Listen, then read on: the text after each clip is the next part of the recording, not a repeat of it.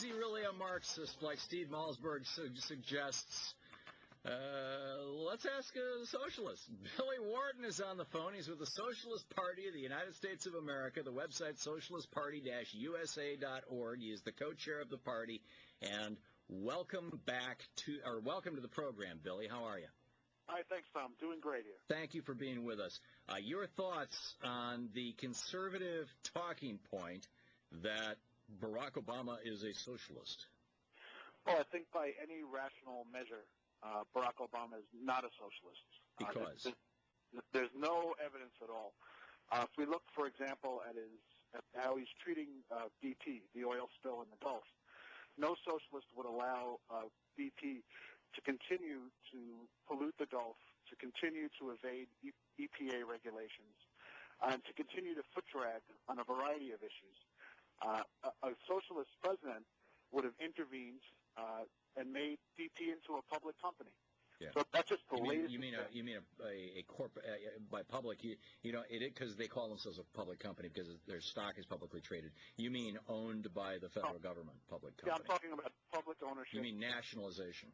I'm talking about going in and taking the assets of BP. Yeah, I'm actually all in favor of that, Billy. And okay. And I don't typically call myself a socialist. I call myself a democratic socialist, which makes some Democrats crazy and makes some socialists crazy. I'm curious. The word socialist has so many different meanings to so many people. Karl Marx used it, of course, famously. Marx and Engels, the Union of Soviet Socialist Republics, came out of that, and the Norwegians use it to describe their form of government. And there's a radical difference between Norway and the old Soviet Union and Joe Stalin. When you guys, who are the official socialists, use the word socialist, do you mean the nationalization of all means of production and distribution in the United States like Marx talked about, or do you mean more like social democracy where you still have free enterprise, but anything that has to do with the commons is controlled or owned by the government? We're talking about two things when we talk about democratic socialism. Right. The first part is creating an economy that guarantees people the things they need for their everyday lives. For instance, everyone needs health care, everyone needs housing. We also believe people have a right to a job. Mm-hmm. We can talk more about Obama in relation to the unemployment crisis. Right. So that's one part of what we see as democratic socialism. The second part is applying the rules of democracy to the economy. So it's some sort of economic democracy. Right. In some cases, that's going to mean running large corporations publicly, public ownership, say, of the energy sector, public ownership of the transportation sector. That's going to be state ownership. But the other part of what we see socialism as is self-organization of working people. And that means that people can operate. The place where most people spend most of their adult lives is at work. And we think that work should be organized democratically, that working people themselves should make decisions about how long they work, how hard they work, what their wages are. In Germany, by law, 50% of the members of the boards of directors of every corporation have to be from the ranks of the union in the company.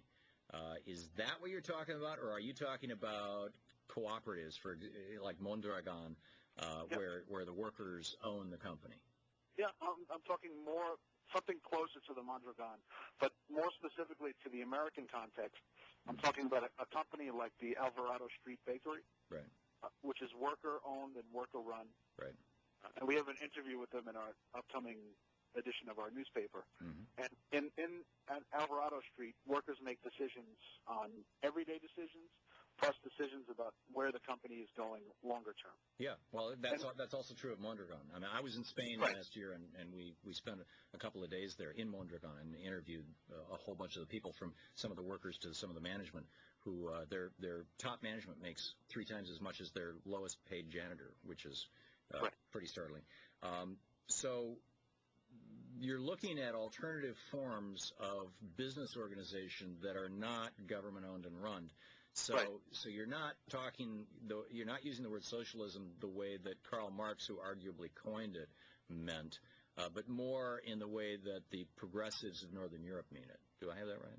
Yeah, but I think what Marx offers to people is a really good diagnosis of how capitalism works. Yeah, absolutely. Das Kapital was a brilliant diagnosis. His prescription didn't seem to work out all that well, though. you have to give him a break because he was writing in the 19th century. Sure.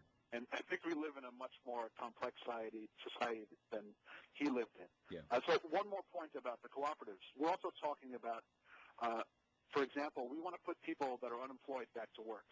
So we want to create cooperatives that are made up only of unemployed people, right, that receive grants from the government and begin to operate, begin to create enterprises.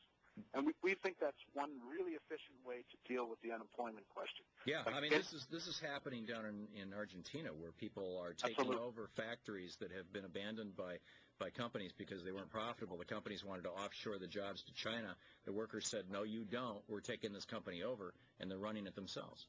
That's right. So it's going to be a really dynamic tension between some parts of the economy that are owned by the state and other parts that are still inside the society operating independently. Right. And we think that's the kind of way in which you can develop a more democratic socialist project than the ones that were attempted in the 20th century. I think, we're talking with Billy Wharton, the co-chair of the Socialist Party of the United States. Socialist Party-USA.org is their website. I think, Billy, you keep talking about these kinds of things like this, and you're actually going to get more and more Americans on your side. It's really remarkable how the word socialist is polling better right now than the word conservative in many places. And I think Americans are starting to realize that, we tried Reaganomics. It broke our country. Absolutely. And we tried deregulation, and it broke our Gulf of Mexico. So, Billy Wharton, the Socialist Party, socialistparty-usa.org. Billy, thanks for dropping by and explaining that Barack Obama ain't no socialist. Okay, thank you. Okay, good talking with you. Fascinating. And so now you've heard from both sides. What is it? Fair and balanced? You decide. We'll be right back. You're listening to the Tom Hartman Program.